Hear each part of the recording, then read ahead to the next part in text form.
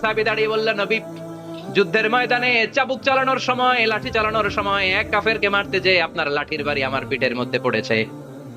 আপনি যেহেতু এই কেসাসটা আদায় করতে চান, আপনার পিঠে আমি লাঠির বাড়ি মেরে এটারে শোধবোধ করে দিতে চাই। সাইয়েদনা ওমরে ফারুক হাতের জামা এরকম পড়তে শুরু করছে, আয় এদিকে আয়, তোরে শোধবোধ করাই। বিশ্বনবী বললেন, ওমর রাখো, এটা বান্দার হক, মিটাতে দাও। বিশ্বনবী বললেন, আসো, তুমি এসে আমার পিঠে লাঠি দিয়ে চাবুক দিয়ে বাড়ি মারো। সাহাবী বলে, ও নবী, তখন দুর্ভিক্ষের সময়ের যুদ্ধ ছিল, আমাদের গায়ে জামা ছিল না। যখন আপনি আমার চাবুকটা পিঠের মধ্যে মেরেছেন, আমার পিঠে তখন জামা ছিল না। আপনি যদি যথা নিয়মে কেসাসটা আদায় করতে চান, আপনার জামাটা খোলেন, খালি পিঠের মধ্যে বাড়িটা মারিস। এবার আর ওমরে ফারুককে ধরে কে? এদিকে আয়, তোরে দেখাইতেছি। বিশ্বনবী বললেন, ওমর থামো, মারতে দাও। বিশ্বনবী উনার জুব্বাটা উপরের দিকে উঠালেন, পিঠের মধ্যে বাড়ি দেওয়ার জন্য ওই সাহাবীকে ডাকলেন। ওই সাহাবী বিশ্বনবীকে পিছন দিক থেকে জড়িয়ে ধরে ওই মোহরে নবুয়তের মধ্যে চুমু দিয়ে ফেলেছে। সাহাবী বললেন, নবী গো, এই নাটক করার জন্য আপনি আমারে মাফ করে দিয়েন। আপনি বিশ্বনবী, উদম গায়ে আপনারে দেখা যায় না, খালি গায়ে আপনারে দেখা যায় না। শুনেছি আপনার পিঠের মধ্যে মোহরে নবুয়ত আছে। অনেক দিনের সাধনা, জল্পনা কল্পনা, আপনার মোহরে নবুয়তে আমার ঠোঁটটা আমি লাগাবো। আপনার মোহরে নবুয়তের মধ্যে আমার ঠোঁটটা লাগিয়ে আমার ঠোঁটটারে আমি জাহান্নাম থেকে পরিত্রাণ করাবো। এজন্য প্ল্যান প্রোগ্রাম করে এতক্ষণ আপনার জামাটা খুলতে বলেছি। আপনার উপরে আমার কোনো হক নাই। আমার আব্বা আম্মা, আমার সম্পদ, আমার জীবন আপনার জন্য কোরবান গো নবী। বিশ্বনবীর পিঠে বাম দিকে খাতামুন নবুয়া ছিল, মাহরে নবুয়া। কোন বর্ণনায় এসেছে উনি এই মাহরে নবুয়া দিয়ে পিছন দিকে দেখতেন। বিশ্বনবী যখন নামাজ পড়তেন উনি বলতেন, ইস্তাকিমু ওয়া'তাদিলু ইয়ারহামুকুমুল্লাহ, কাতার সোজা করো, ফাঁকা জায়গা বন্ধ করে দাও, কারণ আমি সামনে যেমনি দেখি পেছনেও তেমনি দেখি। অনেকে বলেন বিশ্বনবী পেছনে দেখতেন এই মাহরে নবুয়াতের জায়গাটা দিয়ে। এটা ছিল বিশ্বনবীর behind CC camera, behind close circuit camera. আল্লাহু আকবার। বিশ্বনবী ছাড়া কোন নবীর পিঠে এরকম মাহরে নবুয়া ছিল নাকি? কথা বলেন। এজন্য ওই নবীরে গালি দিলে সহ্য হয়? কথা বলেন, সহ্য হয়? ফাবিমা রাহমাতিম মিনাল্লাহি লিনতা লাহুম ওয়ালাউ কুনতা ফাদদান গালিযাল কলবি লান ফাদ্দু মিন হাওলিক। আল্লাহ বললেন, ও নবী, আপনার হৃদয়টা বড় নরম, সফট হার্টেড মানুষ আপনি, কোমল হৃদয়ের মানুষ আপনি, খোশ মেজাজের মানুষ। বিশ্বনবী এত খোশ মেজাজের মানুষ ছিলেন, বিশ্বনবী যেখানেই যেতেন ওখানে মানুষের ভিড় হয়ে যেত। যেখানেই যেতেন পিছু পিছু লোকজন ছুটতো, কারণ খোশ মেজাজের তো, সফট হার্টের, হৃদয়টা কোমল। ওনার সাথে কথাই বলতে মনে চায়, টাইম পাস করতে মনে চায়। আল্লাহু আকবার। বাচ্চাদের জন্য রহমত। ছোট বাচ্চারা বিশ্বনবীর সামনে যদি কখনো চলে আসতো, বিশ্বনবী ওনার কোমল হাতটা বাচ্চাদের মাথার মধ্যে হাত বুলিয়ে দিতে। এমন কোন বাচ্চা বিশ্বনবীর সামনে দিয়ে ক্রস করতে পারতো না যে বাচ্চার মাথায় বিশ্বনবী হাত বুলাতেন না। নাতিদেরকে অনেক আদর করতেন। হাসান আর হুসাইন রাইহানাতাইন, বিশ্বনবীর সুগন্ধি। হাসান বিশ্বনবীর কোলে উঠলে সাইয়েদনা হুসাইন কোলে ওঠার জন্য কান্না করতেন। আবার হুসাইন কোলে উঠলে হাসান কান্না করতেন। আবার সাইয়েদনা হাসান বিশ্বনবীকে ঘোড়া বানিয়ে বিশ্বনবীর পিঠের উপরে বসে বিশ্বনবীর চুল ধরে টেনে টেনে খেলা করতে। বিশ্বনবী ঘোড়া, আর ঘোড়ার বাদশা হচ্ছে হাসান। সুবহানাল্লাহ পড়বেন না? কি খুনসুটি, কি সম্পর্ক! স্ত্রীদের সাথে ভালো আচরণ, কম্প্যানিয়ন্স যারা আছে সাথীদের সাথে ভালো আচরণ, সবার সাথে ভালো আচরণ, সবার জন্য রহমত। এজন্য আল্লাহ বললেন, ওয়ামা আরসালনাকা ইল্লা রাহমাতাল লিল আলামিন। I have sent you as a mercy for the entire universe. ও নবী, আপনি সবার জন্য রহমত, আপনি সবার জন্য কল্যাণ। আপনার মধ্যে রহমতের বাড়িধারা এত বেশি, আপনি হ্যাঁ বললে শরীয়তের হুকুম হালাল হয়ে যায়, আপনি না বললে শরীয়তের হুকুম হারাম হয়ে যায়। আবার আপনি আঙ্গুল তুললে চাঁদ দুই ভাগ হয়ে যায়, জমিন থেকে পা তুললে আপনি আকাশে মেরাজে চলে যান। কি স্ট্যাটাস! কুড ইউ ইমাজিন কি স্ট্যাটাস আল্লাহ ওনাকে দিয়েছে? উনি হ্যাঁ বললে এটা হালাল, কারণ কোনটা হালাল কোনটা হারাম এটা ওনার কাছ থেকে জেনেছে। উনি যদি বলে ইয়েস, করতে পারবেন আপনারা, হালাল, কোটি কোটি মানুষের জন্য পারমিসিবল, লিগ্যাল। উনি যদি বলেন নো, আমাদের সবার জন্য এটা হারাম, কোটি কোটি মানুষ আর করতে পারবো না। আবার উনি আঙ্গুল তুলেছেন, চাঁদ দুই ভাগ হয়েছে, পা তুলেছেন, মেরাজে চলে গিয়েছে। আল্লাহু আকবার। তার মানে এমন নবী যে নবীর হা এবং না এগুলো শরীয়তের দলিল, ঠিক কিনা? এ নবী এমন নবী, এ নবীরে বাদ দিলে কোরআন বোঝা যায় না, এ নবীরে বাদ দিলে হাদিস বোঝা যায় না, এ নবীরে বাদ দিলে নামাজ বোঝা যায় না, ঠিক কিনা? কারণ কেমন করে নামাজ পড়তে হবে এই নবী আমাদেরকে হাতে কলমে শিখিয়েছে। সল্লু কামা রাআইতুমুনি উসাল্লি, আমি যেমনি সালাত পড়ি তেমনি পড়ো। বিশ্বনবী যেমন শিখিয়েছেন তার বাইরে অন্য কোন নিয়মে সালাত পড়লে হবে নাকি? কথা বলেন। ফজরের সালাত 2 রাকাত, আপনি যদি পড়েন 3 রাকাত, কবুল হবে নাকি? 4 রাকাত পড়লে, 6 রাকাত, 12 রাকাত এরকম পড়লে মাইর আছে না নাই? কবুল হবে না। অনেক বেশি পড়েছেন, সময়ও দিয়েছেন বেশি, কবুল হবে না। কেননা বিশ্বনবী যেভাবে শিখিয়েছে ওইভাবে পড়েন নাই তো, ঠিক কি না? আবার বিশ্বনবী যেমন রোজা রেখেছেন তেমন রাখতে হবে। কেমন করে রোজা রাখতে হয় বিশ্বনবী শেখালেন। ফজর থেকে শুরু করে সন্ধ্যা পর্যন্ত রোজা রাখবেন। আপনি সকাল থেকে শুরু করে আসর পর্যন্ত রেখে আসরের পর ইফতারি করলে হবে নাকি? কথা বলেন। কারণ বিশ্বনবীর পদ্ধতিতে হয় নাই। আবার এই নবীকে বাদ দিলে হজ বোঝা যায় না, কেননা এই নবী কেমন করে হজ করতে হয় আমাদেরকে শিখিয়েছেন। বিশ্বনবী ওনার পুরো জীবনে 4টা উমরা করেছেন, একটা মাত্র হজ করেছেন। আর বলেছেন খুযু আন্নী মানাসিকাকুম, কেমন করে হজ করতে হয় আমার কাছ থেকে তোমরা শিখে নাও। হজের সিস্টেম কি আমার থেকে শিখে নাও। মাত্র একবার হজ করেছেন, তাতেই হজের সব আহকামগুলো আমাদের কাছে ক্রিস্টাল ক্লিয়ার, স্বচ্ছ কাচের মতো, স্ফটিক কাচের মতো, স্বচ্ছ পানির মতো এত সুন্দর তিনি বর্ণনা দিয়েছেন। এই বর্ণনার উপর ভিত্তি করে লক্ষ লক্ষ মানুষ গোটা বিশ্ব থেকে কাবার প্রান্তরে জমা হয়, ঠিক কিনা? মাসাবাতান লিন্নাসি ওয়া আমনা, গোটা বিশ্বের মানুষের মিলন কেন্দ্র। আপনি যখন মসজিদুল হারামে যাবেন, মসজিদে নববীতে যাবেন, দেখবেন আজান হয়ে গেলে লক্ষ লক্ষ মানুষ কাবার দিকে ছুটে, ঠিক কিনা?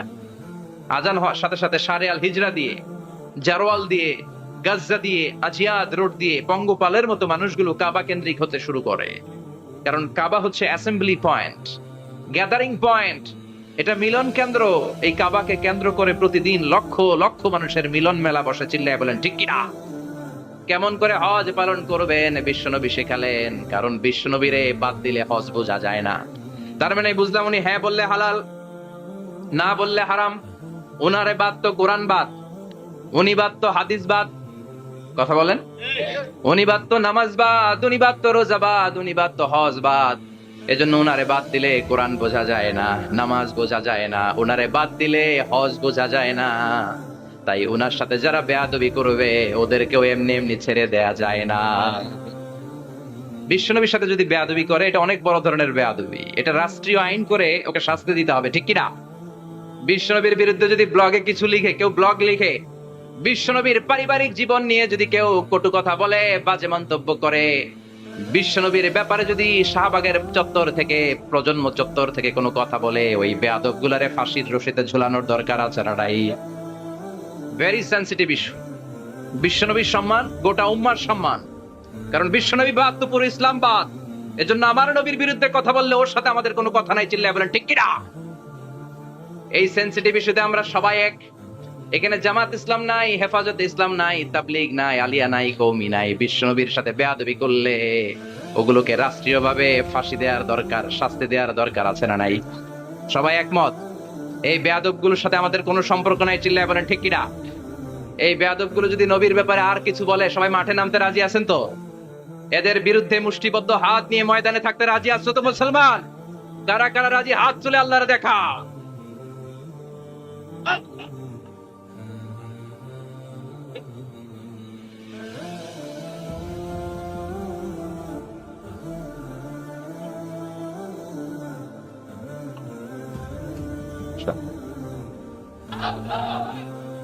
আল্লাহ তুমি কবুল করো। বিশ্বনবীর ভালোবাসা যেন আমরা অন্তরে রাখতে পারি, তুমি তৌফিক দাও। বিশ্বনবীর অনুসরণ এবং ভালোবাসা ছাড়া আল্লাহকে পাওয়া যাবে? আল্লাহকে যে পাইতে চায় হাজরাতের অনুসরণে, আরশ কুরসি লৌহ কালাম না চাইতে পেয়েছে সে। হাজরাতের অনুসরণে, আরশ কুরসি লৌহ কালাম না চাইতে পেয়েছে সে। সুবহানাল্লাহ পড়েন। এজন্য আল্লাহ বললেন, নবী আপনাকে আমি গোটা বিশ্বের মানুষের জন্য রহমত করে পাঠালাম। আবার আপনার চরিত্রটা গোটা বিশ্বের মানুষের জন্য আমি মডেল করে দিলাম। আল্লাহু আকবার। ওয়া ইন্নাকা লাআলা খুলুকিন আযীম। ও নবী, চমৎকার একটা চরিত্রের উপরে আমি আপনাকে প্রতিষ্ঠিত রেখেছি। And verily you are on a very good standard of character. ও নবী, আপনার চরিত্রটা বড় সুন্দর। আপনার চরিত্রের মতো গোটা বিশ্বের কারো চরিত্র হতে পারে? পা থেকে মাথা পর্যন্ত বিশ্বনবীর চরিত্রে একটা কালো দাগ বসানোর মতো ক্ষমতা কারো আছে নাকি? কারণ বিশ্বনবীর চরিত্র হলো কোরআনের চরিত্র। মা আয়েশাকে বলা হলো, মা, আমাদের পেয়ারা নবীর চরিত্র কেমন ছিল আমাদেরকে বলে শোনান। মা আয়েশা বললেন, ও সাহাবীরা, বিশ্বনবীর চরিত্র ছিল কোরআনের চরিত্র। কানা খুলুকুহু আল কোরআন। বিশ্বনবীর চরিত্র ছিল কোরআনের চরিত্র। পুরো কোরআনে 30 পারাতে থিওরিটিক্যালি যা বলে শোনানো হয়েছে, বিশ্বনবীর জীবনীতে চরিত্রে প্র্যাকটিক্যালি ওই সব কিছু করে দেখানো হয়েছে। পুরো কোরআনে 30 পারাতে থিওরিটিক্যালি যা বলা, বিশ্বনবীর চরিত্রে প্র্যাকটিক্যালি সেটা করে দেখানো। সুবহানাল্লাহ, বাড়িতে যে বলেন। আবার বিশ্বনবীর আরেক স্ত্রী উম্মে সালামা বলতেন, ইনদামা ইয়ামশি রাসূলুল্লাহি আলাল আরদি কাআন্নাল কুরআনা ইয়ামশি আলাইহি। যখন বিশ্বনবী রাস্তার উপর দিয়ে হেঁটে যেত, মনে হয় কোরআন শরীফটা রাস্তার উপর দিয়ে হেঁটে হেঁটে যায়। কোরআনুল কারীম রাস্তা দিয়ে হেঁটে হেঁটে যাচ্ছে, মনে হচ্ছে যে এটা বিশ্বনবী নয়, এটা জীবন্ত কোরআন। পড়েন আল্লাহু আকবার। এজন্য এই নবীকে আল্লাহ এমন স্ট্যাটাস দিয়েছেন, পৃথিবীর কোন নবীকে তেমন স্ট্যাটাস দিয়েছে নাকি? এই নবীকে আল্লাহ এমন মর্যাদা দিয়েছে, গোটা বিশ্বের কাউকে এমন মর্যাদা দিয়েছে নাকি? এমন কিছু গুণাবলী, ক্যারেক্টারিস্টিক্স আল্লাহ বিশ্বনবীকে দিয়েছে, পৃথিবীর কোন নবীকে সেগুলো দেয় নাই। সুবহানাল্লাহ। খুশি না বেজার? খুশি তো সবাই? কি দিয়েছেন, কি স্পেশাল এক্সট্রা স্ট্যাটাস আল্লাহ তাআলা বিশ্বনবীকে দিয়েছেন আমরা শুনি। এক নাম্বার স্ট্যাটাস হলো সাহিবু শাক্কিস সাদর। বিশ্বনবীর সিনা চাক হয়েছে, পৃথিবীর কোন নবীর সেটা হয় নাই। সুবহানাল্লাহ। 2 বার হয়েছে এটা বিশ্বনবীর জীবনে। হালিমাতুস সাদিয়ার বাড়িতে যখন দুধ পান করতে গিয়েছিল তখন হয়েছিল, আবার মেরাজের রাতে হয়েছিল। উম্মে হানির ঘর থেকে চলে সাইয়েদনা জিবরাইল বিশ্বনবীকে হাতিমে কাবায় শুইয়ে দিলেন। এরপর গলার নিচ থেকে শুরু করে নাভি পর্যন্ত বুকটা কেটে ফেললেন, বিশ্বনবীর হৃদয়টাকে বের করলেন, জামজামের পানি দিয়ে ধৌত করলেন, আবার পেটের ভেতরে হৃদয়টাকে ঢুকিয়ে দিলেন। দিস ইজ কল্ড শাক্কে সাদার। উর্দু ফার্সিতে বলে সিনা চাক, ইংরেজিতে বলে ওপেন হার্ট সার্জারি। সুবহানাল্লাহ পড়বেন না? আমাদের অনেকের ওপেন হার্ট সার্জারি হয় না, গলা থেকে নাভি পর্যন্ত কাটা, সেলাই করে দিলে আবার বাঁচে। এটা বিশ্বনবীর সিনা চাক থেকে আবিষ্কার হয়েছে। পড়েন আল্লাহু আকবার। যে সমস্ত সাহাবারা বিশ্বনবীকে খালি গায়ে দেখেছে, উদম গায়ে দেখেছে, তারা বর্ণনা করেছে 2টা কাপড় মাঝখান দিয়ে সেলাই করলে যেমনি দাগ দেখা যায়, আমরা বিশ্বনবীর গলা থেকে নাভি পর্যন্ত এরকম সেলাইয়ের দাগ দেখতে পেয়েছি। শাক্কুস সাদর, special status of the last Messenger Muhammad সাল্লাল্লাহু। আর কোন নবীকে আল্লাহ এটা দেয় নাই। খুশি না বেজার? আবার উনি হলেন সাহিবুল মেরাজ। ওনার মেরাজ হয়েছে, আর কোন নবীর হয়েছে নাকি? কথা বলেন। বিশ্বনবীর হৃদয়টা বড় ভাঙা, কলিজার টুকরা স্ত্রী খাদিজা নাই, যাকে সবচেয়ে ভালোবাসতেন, সবচেয়ে প্যার করতেন, যাকে মাহাব্বাত করতেন। এবং সাইয়েদাতুনা খাদিজার জন্য বিশ্বনবী মা আয়েশাকে ধমকও দিয়েছেন। সাইয়েদাতুনা খাদিজার কথা যখন বিশ্বনবী বলে বেড়ায়, মা আয়েশার কাছে খাদিজার কথা বললে মা আয়েশা বলতেন, ও নবী, কোন জাহিলি যুগে এক বুড়ি মহিলার সাথে আপনার বিয়ে হয়েছিল, মরে গিয়েছে, কবরে শুয়ে আছে। ওই মহিলার পরে কত সুন্দরী সুন্দরী নারীরা আমরা আপনার ঘরে আসলাম, তারপরে ওই বুড়ির কথা আমাদেরকে বলেন কেন? ওই বুড়ির কথা শোনান কেন? বিশ্বনবী রেগে গেলেন। সাইয়েদাতুনা খাদিজাকে বুড়ি বলার কারণে বিশ্বনবী মা আয়েশার চোয়ালটা এইভাবে চেপে ধরেছে। কোনদিন স্ত্রীর গায়ে হাত তোলেননি, শুধু এই একবার খাদিজাকে বুড়ি বলার কারণে মা আয়েশার থুতনি চেপে ধরেছিলেন। আল্লাহু আকবার। আবার বিশ্বনবী বলতেন, রুজিকতু হুব্বাহা, খাদিজার ভালোবাসা আল্লাহ আমার হৃদয়ে ঢুকিয়ে দিয়েছে। আবার বিশ্বনবী দোয়া করলে বলতেন, ও আল্লাহ, ওই কিয়ামতের ময়দানে যেদিন বন্ধু বন্ধুরে চিনবে না, বাবা ছেলেরে চিনবে না, মা তার মেয়েরে চিনবে না, পীর সাহেব মুরিদরে চিনবে না, মুরিদ পীর সাহেবরে চিনবে না, ওই কঠিন দিনে যেন আমি আমার কলিজার টুকরা খাদিজারে ভুলে না যাই। ওই কঠিন দিনে আমি যেন আমার খাদিজারে চিনতে পারি। সুবহানাল্লাহ। তার মানে ভালোবাসা বেশি না কম? সাইয়েদাতুনা খাদিজা ইন্তেকাল করলেন, জাবালে হাজুনের পাশে ওনার কবর। যারা হজ উমরা করতে গিয়েছেন দেখেছেন না, মক্কা একটা কবর আছে, এটা মাকবারাতুল মা'লা। মা'লা, কিন্তু এটারে বাংলাদেশিরা বলে জান্নাতুল মুআল্লা। কি বলে? এটারে জান্নাতুল মুআল্লা বলবেন না, কারণ এই কবরস্থানে অনেক কাফির মুশরিকেরও কবর আছে, তো ওদের কবরস্থান কি জান্নাত হতে পারে? এটাকে মাকবারা বলবেন। মাকবারা মা'লা বা মুআল্লা, আর মদিনায় হচ্ছে মাকবারাতুল বাকিয়া। মুআল্লা কবরস্থান মক্কায়, আর বাকি কবরস্থান মদিনায়।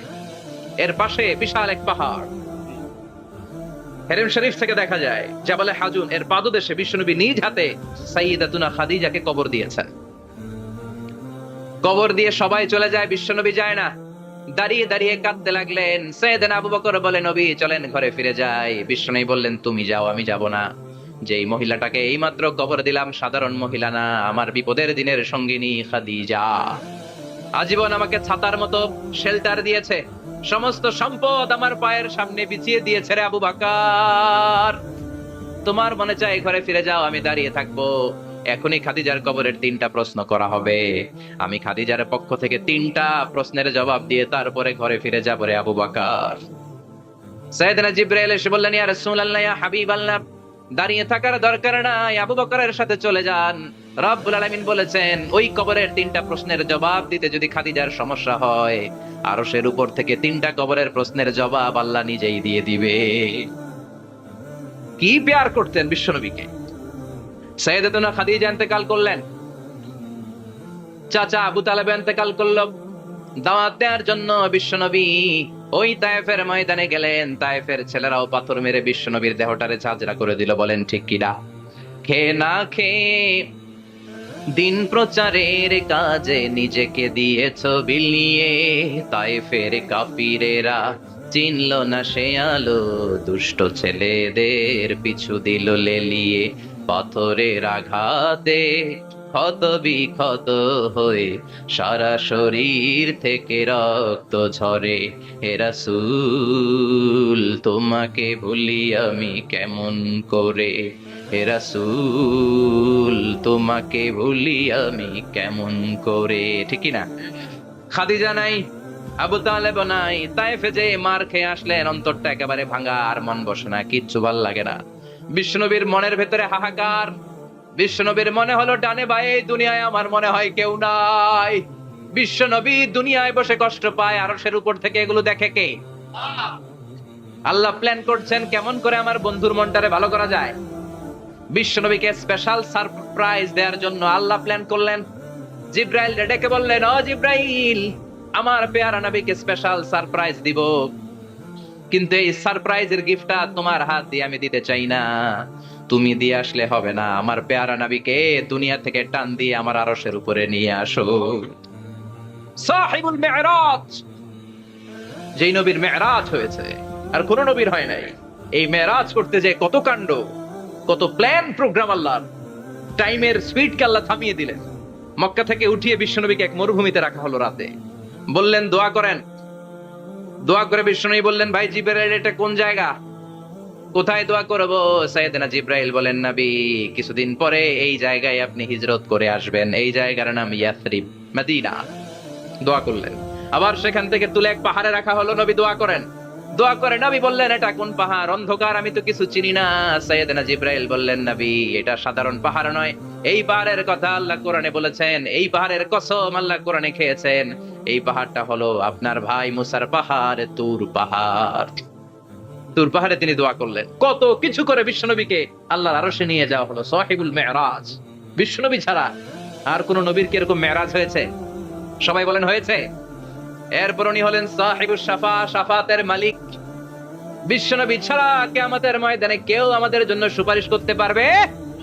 পাগল হয়ে যাব আমরা। সূর্যটা মাথার কাছে, ক্ষুধায় তৃষ্ণায় জিহ্বাটা কুকুরের মতো বের হয়ে ঝুলতে থাকবে। মাথার মগজগুলো গলে গলে নাকের ছিদ্র দিয়ে কানের ছিদ্র দিয়ে বেয়ে বেয়ে পড়তে থাকবে। বাবা ছেলের দেখলে দিবে দৌড়, বলবে চিনি না, ইয়া নাফসি, আল্লাহ আমারে বাঁচাও। ঠিক কিনা? পীর সাহেব মুরিদ রে বলবে চিনি না, মুরিদ পীর সাহেব রে বলবে চিনি না, ভাই ভাই রে চিনবে না। সব নবী আর সব উম্মতের একটাই জিকির, ইয়া নাফসি, ইয়া নাফসি। নবীও জিকির করে ইয়া নাফসি, উম্মতও জিকির করে। সবাই সাইয়েদনা আদম রে ধরবে, সাইয়েদনা আদম বলবে আমি পারবো না। নূহের কাছে যাও, সাইয়েদনা নূহ বলবে পারবো না, ইব্রাহিমের কাছে যাও, সাইয়েদনা ইব্রাহিম বলবে পারবো না। মুসা আলাইহিস সালামের কাছে যাও, মুসা আলাইহিস সালাম বলবেন পারবো না। ঈসা আলাইহিস সালামের কাছে যাও, সাইয়েদনা ঈসা আলাইহিস সালাম বলে এত জায়গায় ঘুরে লাভ নাই, জায়গা মতো যাও মিয়া, জায়গা মতো যাও। মাকামে মাহমুদে বিশ্বনবীকে সেজদায় পড়ে থাকতে দেখবা।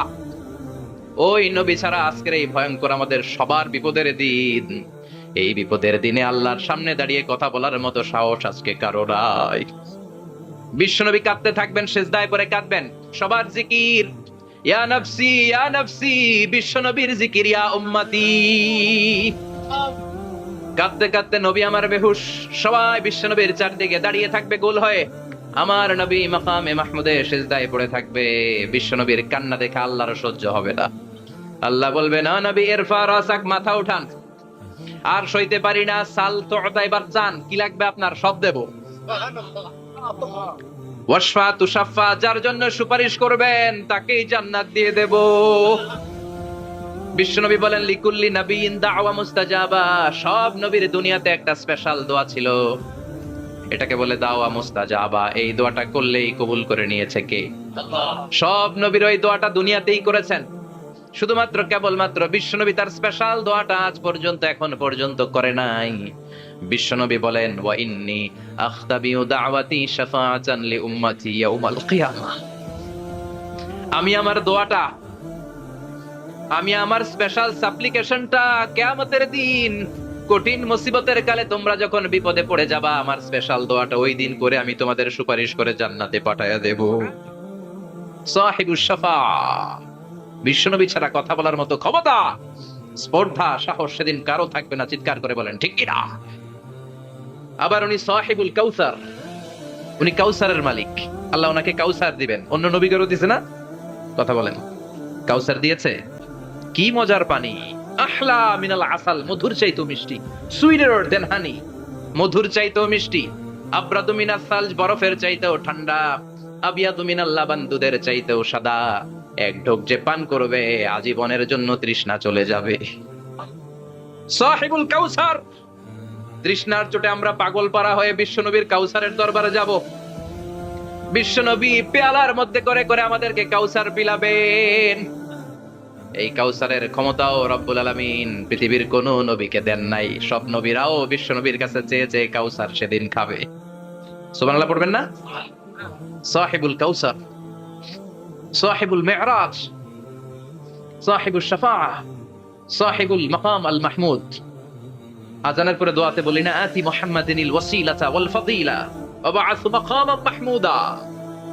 ও আল্লাহ, আমার নবীর আপনি মাকামে মাহমুদ দেন। মুফাসসিরিন ইকরাম, মুহাদ্দিসিন ইকরাম এই মাকামে মাহমুদ কি এটার ব্যাখ্যা করতে যে হয়রান হয়েছেন। কেউ বলেছেন কিয়ামতের ময়দানে বিশাল একটা সিংহাসন, কেউ বলেছে জান্নাতের মধ্যে একটা সিংহাসন, কেউ বলেছে না না, আমার আল্লাহর আরশের পাশে স্পেশাল একটা জায়গা আছে, ওই জায়গাটার নাম হলো মাকামে মাহমুদ। ওখানে বিশ্বনবী বসবে। এই নবীর সাথে কারো স্ট্যাটাসের কোনো তুলনা চলে? কথা বলতে হবে। এই নবীরে গালি দিলে কলিজায় আগুন লাগে না? এই নবীর বিরুদ্ধে কথা বললে মুসলমান সইতে পারে? এমন স্ট্যাটাস আল্লাহ বানালেন, এত মর্যাদা আল্লাহ দিলেন, এত সম্মান দিলেন, গোটা বিশ্বের কোন নবীরে দেয় নাই। আবার বিশ্বনবী বলতেন নুসিরতু বির-রু'বি মাসিরাতা শাহর, আমাকে আল্লাহ ভয় দিয়ে সাহায্য করেছেন। আমি যেই জায়গায় দাঁড়িয়ে থাকি, আমার ডানে বায়ে সামনে পেছনে 1 মাসের জায়গা পর্যন্ত কোন কাফির আমার সামনে আসতে পারে না ভয়ে। 1 মাসের জায়গা পর্যন্ত কোন কাফির যদি দাঁড়ায় থাকে, বিশ্বনবীর জন্য ভয়ে তার কলিজায় ধুকধুকানি শুরু হয়ে যায়। ধরেন আমি উনারে ভয় পাই, কাছে আসলেই না ভয়, দূরে গেলে তো আমি পালোয়ান, ঠিক কিনা? উনি আছে কোম্পানিগঞ্জ বাজারের ওইদিকে, আমি এদিকে, আমি পালোয়ান, স্বাস্থ্যের সমস্যা নাই, ঠিক কিনা? কারণ কাছে নাই। কিন্তু বিশ্বনবী এমন পাওয়ারফুল ছিলেন, কাছে আর দূরে কোনো কথা না, ডানে বায়ে সামনে পেছনে 1 মাসের দূরত্ব। এই লোকেশনের মধ্যে যদি কোনো কাফির মুশরিকের আন্ডা বাচ্চা থেকে থাকে, বিশ্বনবীর ব্যাপারে ভয় তাদের অন্তরের মধ্যে ঢুকিয়ে দেয় কে? এজন্য বিশ্বনবীর সাথে কারো মর্যাদার কোনো তুলনা চলে? বিশ্বনবী আমাদের মডেল। আমাদের মডেল কে? কথা বলেন, সবাই বলেন। আপনাদের মনোযোগ আছে না গেছে? জিমাই পড়তেছেন মনে হয়।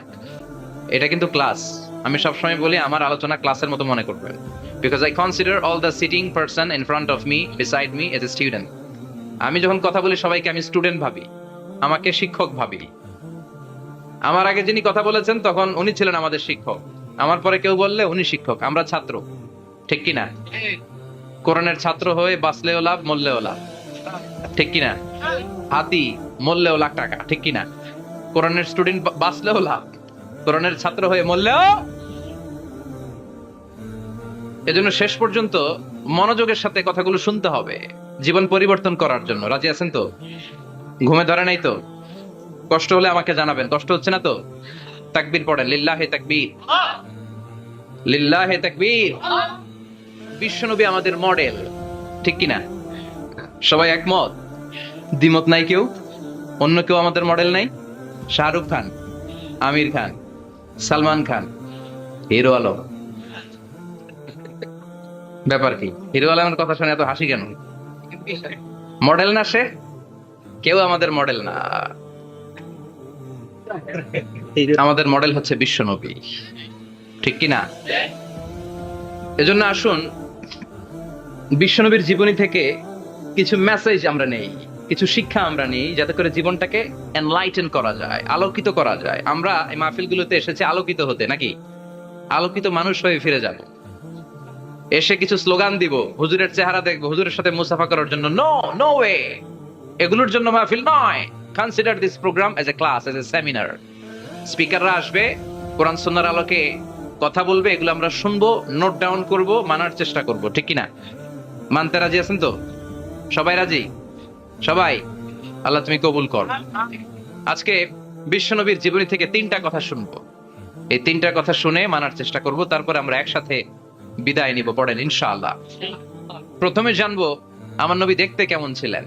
জানতে মনে চায় না? চাঁদের চেয়ে সুন্দর ছিলেন, ঠিক কিনা? চাঁদের চেয়ে সুন্দর তুমি নবী আমার কামলিওয়ালা, চাঁদের চেয়ে সুন্দর তুমি নবী আমার কামলিওয়ালা, দু জাহানের বাদশাহ তুমি প্যারা নবী সাল্লে আলা, দু জাহানের বাদশাহ তুমি প্যারা নবী সাল্লে আলা, চাঁদের চেয়ে সুন্দর তুমি নবী আমার কামলিওয়ালা, ঠিক কিনা? আমরা হাদিসের আলোকে দেখার চেষ্টা করব আসলে তিনি কতটা সুন্দর ছিলেন। তাহলে প্রথমে শুনবো উনি দেখতে কেমন ছিলেন, তারপর শুনবো ওনার আচরণ কেমন ছিল। দেখতে কেমন ছিলেন মানে বাহিরটা কেমন, আর আচরণ মানে ভিতরটা কেমন, ঠিক কিনা?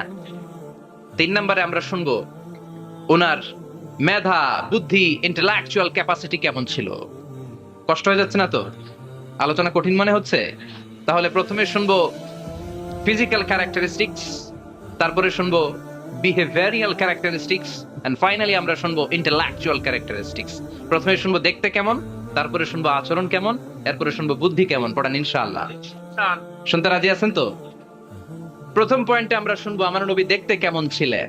বিশ্বনবী ঈসা ইসলাম দেখতে অনেক সুঠাম একজন মানুষ ছিলেন, শক্তিশালী একজন পুরুষ ছিলেন, অসাধারণ একজন পার্সোনালিটি ছিলেন, ঠিক কিনা?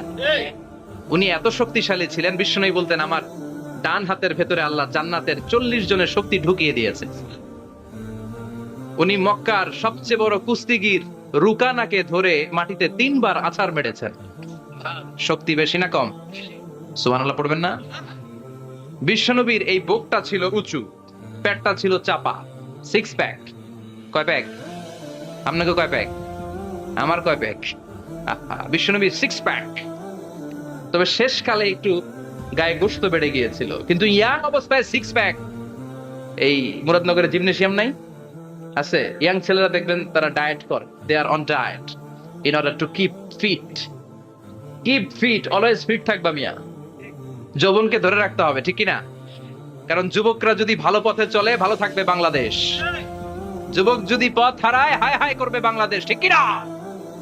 যুবকদের মধ্যে আছে প্রাণ ঢালা শক্তি আর উচ্ছ্বাস, তাদের গায়ের রক্ত গরম, তারা চাইলে অনেক কিছু করতে পারে। এই যে কিছুদিন আগে কোটা বিরোধী আন্দোলন হলো, নিরাপদ সড়ক চাই আন্দোলন হয়েছে না? আমি অবাক হয়েছি, আমি মালয়েশিয়াতে ছিলাম, ছোট্ট ছোট্ট ছেলে মেয়েরা কেমন করে রাস্তায় চলতে হয়, দুঃখজনক হলেও সত্যি আমাদের পুলিশ পোশাকি বাহিনী করে দেখাইতে পারে নাই। ছোট্ট ছোট্ট শিশুরা আমাদেরকে লজ্জিত করেছে, চিৎকার করে বলেন ঠিক কিনা? কিন্তু এত সুন্দর ইনিশিয়েটিভ নেয়ার পরে আমাদের পক্ষ থেকে যে আচরণ পাওয়ার কথা ছিল, এটা তারা পায় নাই। কথা বলেন। কিছুদিন আগে নোয়াখালী বিজ্ঞান ও প্রযুক্তি বিশ্ববিদ্যালয়ে আমি দেখে অবাক, সেখানকার যুবকরা ইনিশিয়েটিভ নিয়েছে যে হাজার হাজার ছেলে মেয়েরা ভর্তি পরীক্ষা দিতে আসবে, এদেরকে আমরা ফ্রিতে খাওয়াবো, ফ্রিতে থাকতে দেব। নোয়াখালী করে গালি দিয়েন না, আগে আগমত করে দেখান। অসাধারণ কাজ করেছে, গোটা বিশ্ব দেখেছে, ঠিক কিনা? কুমিল্লার সন্তানরাও পারে, চট্টগ্রামের ছেলেরাও পারে, বরিশালের ছেলেরাও পারে। যুবকদেরকে শুধু এক হতে দেয়া দরকার। যুবকরা যদি এক হতে পারে, তাহলে সমাজে আর কোনো অন্যায় অনাচার থাকতে পারে না। বিশ্বনবী যখন যুবক একটা সংগঠন করেছিলেন, নাম হালাফুল ফুদুল।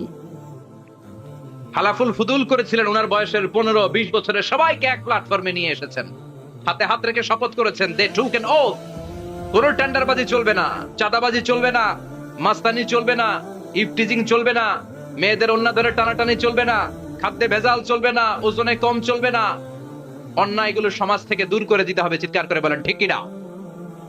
এজন্য যুবকরা যদি ইসলাম মানে ভালো থাকবে বাংলাদেশ, যুবকরা যদি কোরআন মানে নিরাপদে থাকবে আমার লাল সবুজের পতাকা।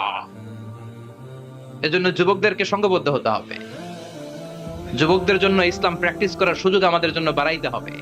এজন্য যুবক ভাইয়েরা অলওয়েজ কিপ ফিট, ফিট থাকবা, এক্সারসাইজ করবা, খেলাধুলা করবা, জিমনেশিয়ামে যাবা, কারণ আল মুমিন আল কবি খায়রুম মিনাল মুমিন আদ দাঈফ।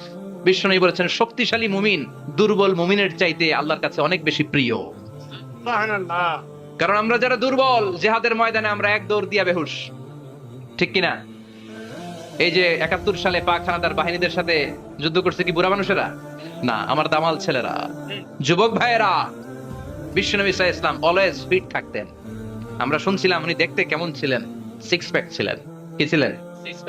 সিক্স প্যাক বুঝেন তো? এখানে 6টা প্যাক থাকে, মুরব্বীরা কয় না, বুঝি না। আচ্ছা, 6টা প্যাক মানে খুবই স্ট্রং, খুবই স্ট্রং ছিলেন। সুবহানাল্লাহ পড়েন। ওয়া কানা কাফফুহু আলিয়ানু মিনাদ দিবাজ। বিষ্ণুবীর হাত, এই হাতের তালু রেশমের কাপড়ের চেয়ে বেশি সফট ছিল। Softer than silk, softer than silk, সিল্কের চাইতে বেশি সফট। সিল্কের কাপড় চিনেন না? জর্জেটের কাপড় ধরতে কোমল লাগে, মোলায়েম লাগে। বিশ্বনবীর হাতের তালু এর চাইতে মোলায়েম। এই জন্য এই মোলায়েম হাত যদি কেউ মুসাফা করার সুযোগ পাইতো, কেউ আর হাত ছাড়তে চাইতো না। আর বিশ্বনবীর অভ্যাস ছিলেন, বিশ্বনবী কারোর সাথে মুসাফা করলে, যার সাথে মুসাফা করেছেন উনি হাত টেনে না নিলে বিশ্বনবী ওনার হাত টেনে নিতেন না। আল্লাহু আকবার পড়বেন না? কি অসাধারণ ব্যক্তিত্ব ছিল, হাতের তালু ছিল সফটার দ্যান সিল্ক। ওয়া কানা রাবাআতাম মিনাল কওম লাইসা বিত-তাবিল ওয়ালা বিল কাসীর। বিশ্বনবী দেখতে একজন মাঝারি গড়নের লোক ছিলেন, খুব লম্বাও না, খুব খাটোও না। খুব বেশি লম্বাদেরকে ভালো লাগে? কথা বলেন। তাকাইতে গেলে টুপি পরে যাওয়ার সম্ভাবনা আছে। খুব খাটো যারা, এদেরকেও কিন্তু দেখতে অতটা ভালো লাগে না। বিশ্বনবী ছিলেন ব্যালেন্সড, মাঝারি ধরনের। লাইসা বিত-তাবিল ওয়ালা বিল কাসীর। কিভাবে আল্লাহ চুজ করেছেন ওনার পেয়ারা হাবিবকে, পড়েন সুবহানাল্লাহ। ওয়া কানা আযহারাল লাউন, ফর্সা রঙের মানুষ ছিলেন, ব্রাইট কালার। কি কালার? Bright colour. সিভি যারা লিখেন কারিকুলাম ভিটা, ওখানে স্কিন কালার লিখতে হয়। আপনি কি ফর্সা না কালো? কালো হলে ব্ল্যাক কালার, ফর্সা হলে ব্রাইট কালার। বিশ্বনবী ছিল ব্রাইট কালার, ফর্সা রঙের মানুষ। কতটা সুন্দর ছিলেন! অনেকে বলে সাইয়েদনা ইউসুফ আলাইহিস সালাম বেশি সুন্দর। না না, বিশ্বনবী সাইয়েদনা ইউসুফ আলাইহিস সালামের চেয়ে অনেক গুণ বেশি সুন্দর ছিলেন। বিশ্বনবী বলতেন আনা মালিহুন ওয়া আখি ইউসুফু সাবিহুন। আমি বিশ্বনবী মালিহ। আলেম যারা আছেন উত্তর দেন আরবিতে। মিলহুন মানে কি? লবণ। তার মানে মালিহ মানে লাবণ্যময়। বিশ্বনবী লাবণ্যময় সুন্দর ছিলেন, আর ইউসুফ আলাইহিস সালাম সাদা সুন্দর ছিলেন। এদিকে লাবণ্যময়, এদিকে সাদা, কোনটা ভালো লাগবে? কথা কোন? তার মানে বিশ্বনবীর গায়ের স্কিন ছিল ব্রাইট কালার, ফর্সা রঙের মানুষ ছিলেন, মাঝারি সাইজের মানুষ ছিলেন, সিক্স প্যাকের মানুষ ছিলেন। ওয়া কুবিদা ওয়া লাইসা ফি রাসিহি ওয়া লিহিয়াতিহি 20 শা'রা বাইদা। ইন্তেকালের আগে দাড়ি আর চুল মিলে 20টা দাড়ি চুলের বেশি পাকে নাই। সুবহানাল্লাহ পড়বেন না? দাড়ি আর চুল মিলে মোট পাকছিল কয়টা? অনেকে বলে হুজুর স্বপ্নের ব্যাখ্যা দেন। কি স্বপ্ন দেখেছেন? তিনি বললেন আমি স্বপ্নে দেখেছি একজন লোক আল্লাহ রাসূলের কবর থেকে উঠে এসেছে। তাই নাকি? উনি জানতে চাচ্ছে যে এটা আল্লাহ রাসূল কিনা। আমি বললাম চেহারা কেমন দেখেছেন? বলে হুজুর আমি দেখলাম ধবধবে সাদা দাড়ি, ধবধবে সাদা চুল। তার মানে উনি কি আল্লাহ রাসূলকে দেখেছে?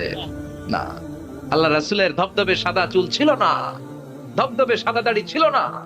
এতেকালের আগে দাড়ি আর চুল মিলে পাকছিল কয়টা? কোম্পানিগঞ্জের ভাইয়েরা মনে থাকবে?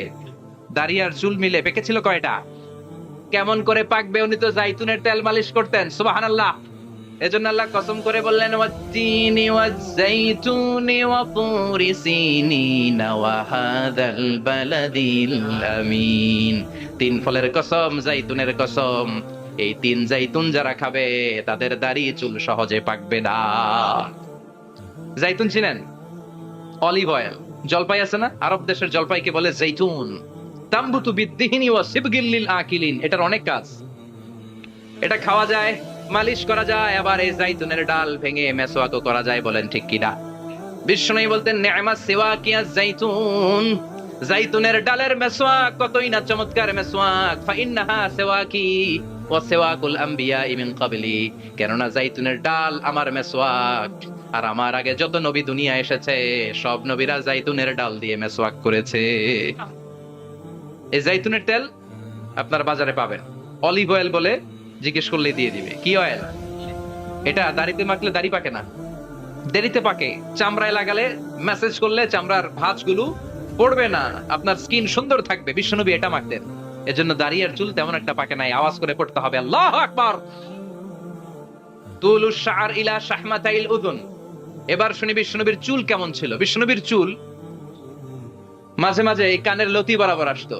ইলা শাহমাতাইল উযুন মানে বড় চুল রাখতেন। হেয়ার কাটটা ছিল লং হেয়ার কাট। মাঝে মাঝে কানের লতির মাঝামাঝি, আর কখনো কখনো কাঁধ বরাবর। ইলাল মানকিবাইনি। তিন সিস্টেমে রাখতেন। কানের মাঝ, কানের লতি, কাঁধ বরাবর। ইয়াংরা মহা খুশি যে বড় চুল রাখার দলিল পাইছি।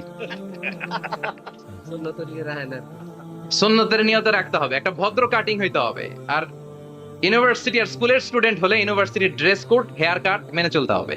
ঠিক কিনা? আর সুন্নাতের নিয়তে যদি রাখতে চাও, একটা ভদ্রতা থাকতে হবে, একটা সৌন্দর্য থাকতে হবে। ইদানিং অনেক ছেলেরা খুব অদ্ভুত কাটিং দেয়। এই হেয়ার কাট গুলো নিষিদ্ধ। একটা হেয়ার কাট আছে কাযাহ। নাহা রাসূলুল্লাহ আনিল কাযাহ। বিশ্বনবী কাযাহ কাটিং দিতে নিষেধ করেছেন। কাযাহ মানে চুলের কিছু অংশ ট্রিম করে চামড়ার সাথে লাগানো, কিছু অংশ বড় বড়, এরকম আছে না নাই? এটারে আমি বলি ঘোড়া কাটিং। কি কাটিং? ঘোড়া কাটিং।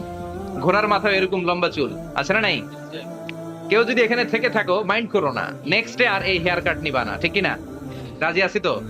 আমার যুবকরা পছন্দ করে বেশি, আমিও পছন্দ করি ওদেরকে খুব বেশি। ওরা আমার কথা বুঝে বেশি, আমি ওদের হৃদয়ের কথা বুঝি বেশি।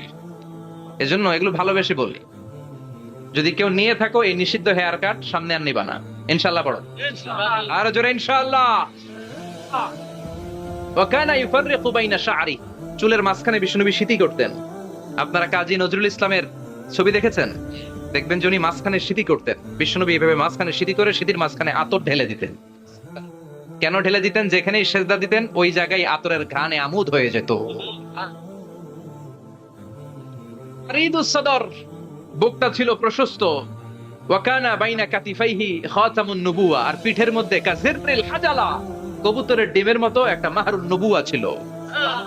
উনি যে শেষ নবী, উনি যে প্রফেট, দ্য লাস্ট মেসেঞ্জার, এটা প্রমাণ। আল্লাহ সিল মেরা দিয়েছে বাম দিকের কাঁধে, ডান দিকে না। কোন দিকে? সাহাবারা যারা এটা দেখেছেন তারা বলেছেন যে আমরা দেখেছি এর মধ্যে কিছু চুলও ছিল, একটু লালচে ছিল, একটু উঁচু ছিল। একদিন বিশ্বনবী বললেন, বান্দার কোনো হক আল্লাহ কোনোদিন ছেড়ে দেয় না।